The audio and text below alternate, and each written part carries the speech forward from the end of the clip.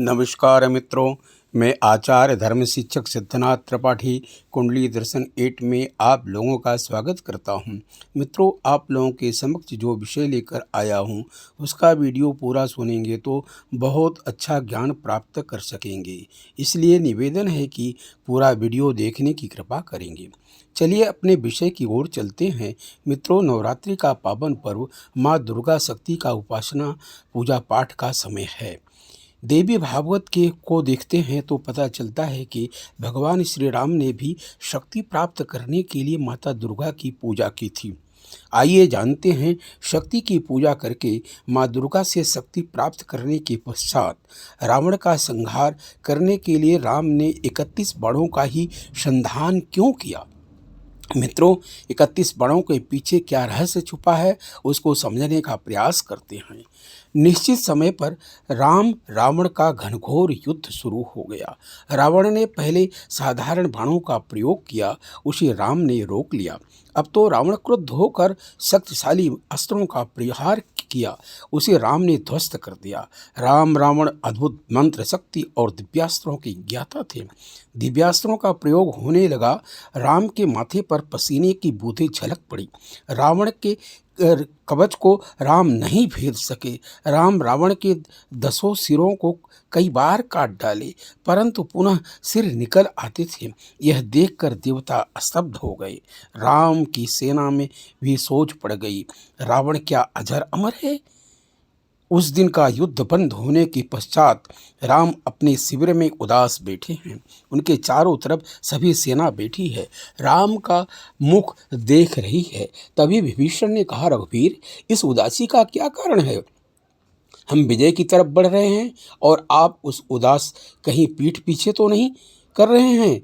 इस तरह सीता को कैसे छुड़ा पाओगे।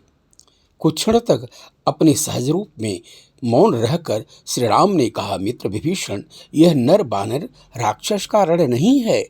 रावण के आमंत्रण पर महाशक्ति दुर्गा रावण का साथ दे रही हैं, जबकि वह अधर्म मार्ग पर चल रहा है और हम धर्म के मार्ग पर चल रहे हैं। तभी ब्रह्मा के मानस पुत्र जामवंत ने सोचा, राम इतने अधीर रहेंगे तो सभी सैनिकों का मनोबल टूट जाएगा और सवेरे का युद्ध नहीं हो सकेगा। जामवंत ने कहा, रावण जिस शक्ति की आराधना कर रहा है तुम भी उसी शक्ति को धारण करो, उसकी अर्चना करो। आराधना का उत्तर आराधन से दो। शक्ति की मौलिक कल्पना करके पूजन करो। युद्ध संचालन का कार्यभार लक्ष्मण के ऊपर सौंपकर आराधना में लीन हो जाओ। श्री राम जामवंत के दृढ़ विचारों को मान लिया। हनुमान जी प्रतिदिन 1000 कमल के फूल लाते। राम दुर्गा माता की पूजा करने के पश्चात एक एक नाम लेकर 1000 फूल चढ़ाते। एक आसन पर बैठकर बिना उठे 7 दिन फूल चढ़ाते रहे। 8वें दिन तो जबकि प्रभाव से अंबर थरथर कांपने लगा।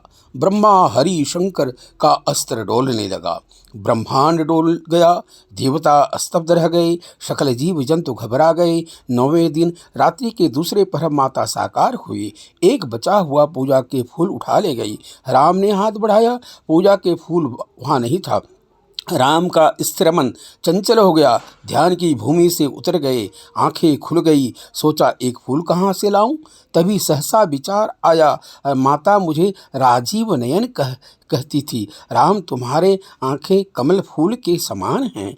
एक कमल की आवश्यकता है, हमारे पास तो 2 नील कमल हैं। बगल में देखा, तुड़ीर में ब्रह्मसर लपलपा रहा था। बाएं हाथ से बाण लेकर दाहिना हाथ आंख के नीचे लगाया। अपनी एक आंख निकालकर माता को अर्पित कर दूं, तभी दृढ़ विचार सूझा। तभी दुर्गा माता साकार हुई। भगवती ने हाथ पकड़ लिया। राम, साधु साधु साधु, तुम धन्य हो। विजय का आशीर्वाद राम को मिला। युद्ध के 10वें दिन रावण के हृदय में जो सीता शक्ति के रूप में बसती थी, दुर्गा शक्ति ने एक क्षण के लिए रावण के हृदय से सीता का स्मरण निकाल दिया और विभीषण ने बताया, रावण की नाभि में अमृत है। उसी समय श्री राम ने 31 बाणों का संधान किया। 10 बाण से 10 शीश, 20 बाण से 20 भुजा और एक अग्नि बाण से रावण की नाभि में छिपे अमृत को सुखाकर रावण का संहार किया। मित्रों, अच्छा लगा हो तो वीडियो लाइक और सब्सक्राइब अवश्य करें। धन्यवाद।